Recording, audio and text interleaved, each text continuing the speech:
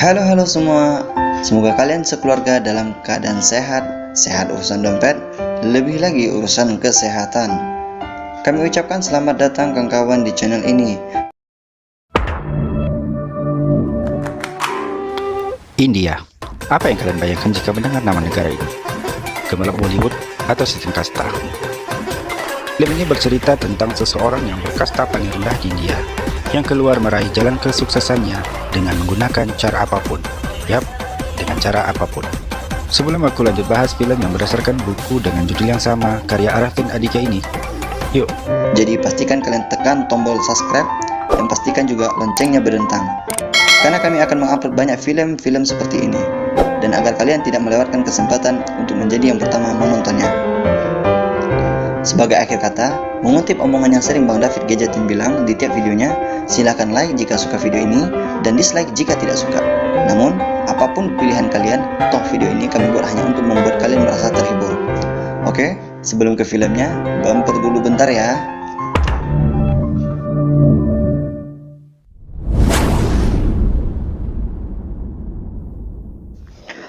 Oke, masuk ke ceritanya ya. Ada seorang supir pribadi yang bernama Balram. Sopir muda ini berasal dari keluarga miskin di daerah terpencil dengan berkasta rendah. Dari kecil kehidupan Balram sangat sulit. Bahkan saking sulitnya, bayangkan saja, untuk makan yang layak saja sulitnya setengah mati. Boro-boro untuk pendidikan. Balram ini sebenarnya anak yang cerdas. Suatu hari pernah ada bapak-bapak yang menawarkan beasiswa untuk dia bersekolah di kota. I will ensure that you get a scholarship to a school far away from here, to our glorious capital, Delhi. Tapi naas bagi dia, rencana itu gagal. Saat bapaknya tidak mampu membayar pajak kepada tuan tanah, dia pun terpaksa meninggalkan sekolahnya demi membantu keluarga cara bekerja di kedai kopi sebagai pemecah batu bara. Seketika masa depan Balram pun nampak suram dan tak ada harapan sama sekali. Balram pun terus bekerja di kedai kopi itu sampai dia beranjak dewasa.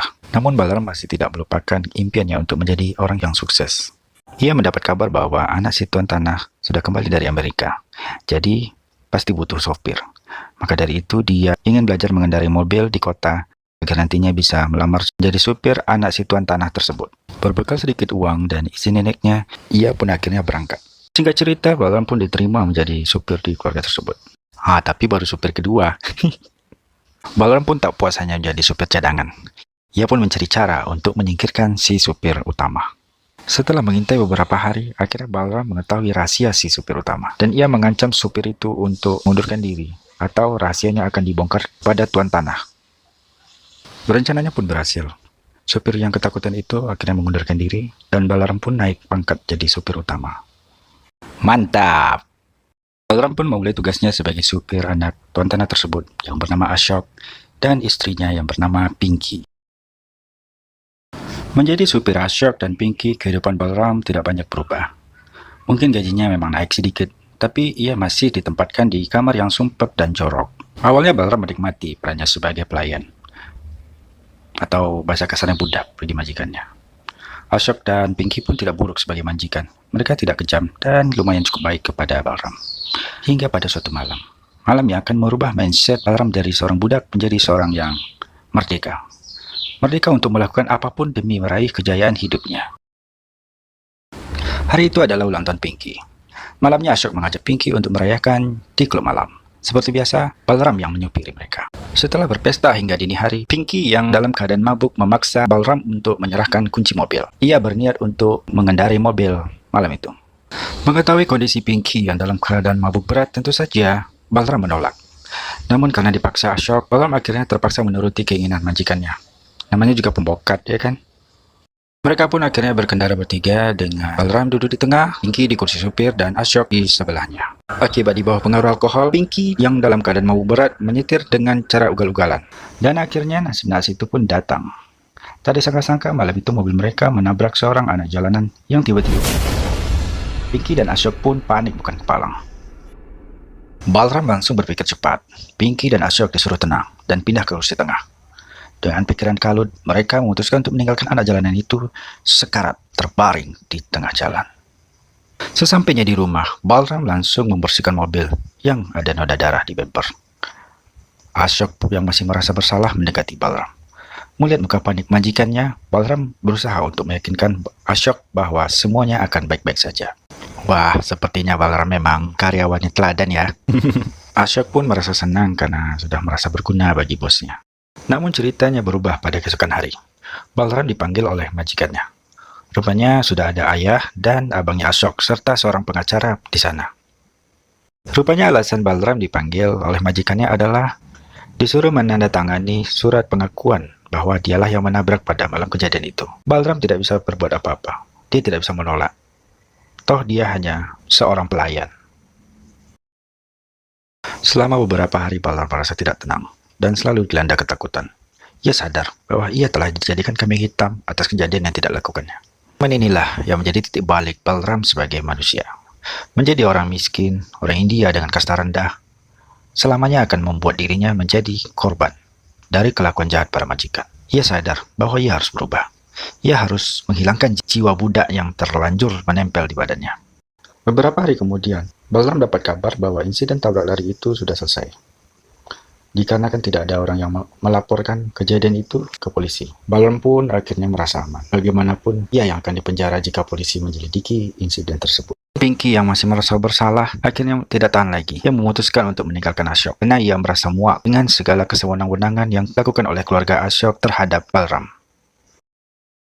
Pada malam harinya, Pinky mendatangi Balram untuk minta diantarkan ke bandara. Ia berniat untuk kembali ke Amerika. Sebelum berpisah, ia menyerahkan uang sejumlah 3 bulan gaji kepada Balram. Esok harinya, Ashok marah-marah kepada Balram. Ia merasa gara-gara Balram lah istrinya pergi. Balram akhirnya sadar bahwa ia harus melakukan sesuatu. Menjadi pelayan setia pada Tuan tidak akan menghasilkan apa-apa. Selamanya ia akan hanya menjadi budak. Budak yang kapan saja bisa dicampakkan oleh tuannya dan tidak akan pernah merasa dihargai. Suatu malam saat sedang mengantarkan Ashok dan abangnya berkeliling, Balram mau mengetahui rencana bahwa ia akan segera digantikan. Ia tahu saatnya telah tiba. Ia harus menentukan pilihannya. Ia harus menentukan nasibnya sendiri. Selama beberapa hari mengantarkan Ashok mengantarkan uang suap kepada menteri-menteri pemerintahan, ia mempelajari dan ia merencanakan sesuatu yang akan merubah hidupnya selamanya. Setelah merencanakan rencana yang matang, akhirnya malam itu pun tiba. Malam itu adalah saat di mana Ashok harus mengantarkan uang 4 juta rupiah sebagai suap untuk seorang pejabat di Hotel Sheraton. Sudah Sheridan, San? Ya, Hotel Sheridan. Malam itu hujan turun sangat lebat. Siapa sangka bahwa ternyata alam sangat mendukung untuk Balram melaksanakan rencananya. Di tengah perjalanan, Balram menghentikan laju kendaraan dengan alasan ada masalah di bagian ban belakang. Ashok menyarankan untuk menunggu bantuan saja. Namun Balram berhasil meyakinkan Ashok untuk membantunya memperbaiki ban. Saat Ashok sedang jongkok memperhatikan ban, Balram pun menghantamkan pecahan botol dari belakang ke kepalanya. Setelah Ashok tersungkur, Balram kembali melancarkan serangannya berkali-kali untuk memastikan kematian Ashok, dan sebagai serangan pamungkasnya, Balram menggorok leher Ashok.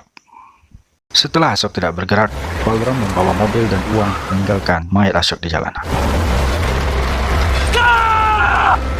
Balram sadar bahwa apa yang dilakukannya sangat membahayakan keluarganya di kampung. Ayah dan abang Ashok pasti akan balas dendam dan bisa jadi akan membunuh semua keluarganya di kampung, neneknya dan saudara-saudaranya yang lain. Membunuh adalah hal yang biasa bagi mereka. Mereka adalah orang yang kaya dan berpengaruh. Hukum bisa dibelinya. Balram tidak mempedulikan itu semua. Selama hidupnya, dia juga tidak begitu diurus oleh keluarganya. Bahkan dia harus mengorbankan sekolahnya hanya demi membantu keuangan keluarga. Setelah menjemput keponakannya yang tiba dari kampung beberapa hari sebelumnya di rumah, mereka berdua naik kereta. Balram kemudian menyewa sebuah kamar sederhana di sana untuk menenangkan diri dan sembunyi dari polisi. Ia sadar bahwa kini ia sudah menjadi buronan. Ayah Ashok beserta keluarganya yang lain pasti akan mengarahkan seluruh kemampuan untuk menangkapnya.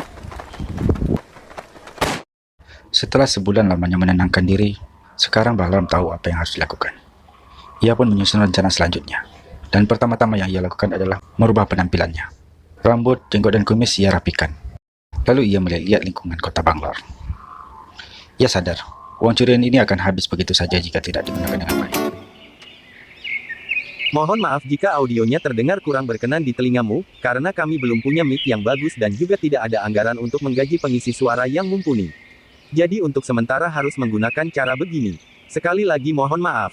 Silahkan dislike atau like, terserah tak masalah, Yang penting tidak lupa pencet tombol subscribe dan bunyikan loncengnya. Terima kasih. Sekarang, mari kita lanjut ke videonya. Setelah mengamati sana-sini, Balram pun sudah menemukan bisnis apa yang akan dibuatnya. Ia memutuskan untuk membuka perusahaan taksi. Tapi ada satu kendala, yaitu ia harus menyingkirkan pesaingnya. Dengan membawa uang satu tas, ia menemui inspektur polisi daerah setempat.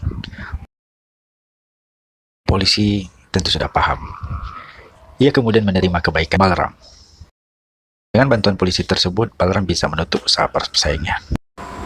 Bermodalkan kecerdasan dan sistem manajemen yang baik, serta fair kepada karyawannya, sekarang perusahaan Balram pun menjadi sukses dan maju pesat. Mungkin dari kalian ada yang bertanya-tanya, bagaimana bisa Balram tidak dikenali? Jawabannya tentu saja adalah, pertama, Balram merubah namanya menjadi Ashok Sharma. Yang kedua, wajah Balram termasuk wajah pasaran di India. Nah, yang ketiga nih yang paling penting. Tahu sendiri lah kan, kalau udah pegang duit miliaran, jangankan polisi, jaksa sekalian hakimnya pun bisa jadi teman kalian. Nah, kalau udah semua jadi teman gimana? Aman kan? Dan bagaimana nasib nenek Balram dan keluarga yang lain di kampung? Jadi gini, gak diliatin sih pastinya kayak mana.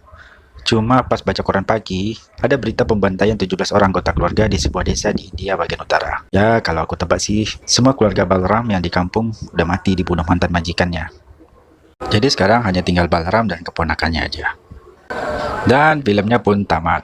Nah, kalau pengen tahu pelajaran moral dalam film ini, nah, terangin nih. Pelajaran moral dalam film ini adalah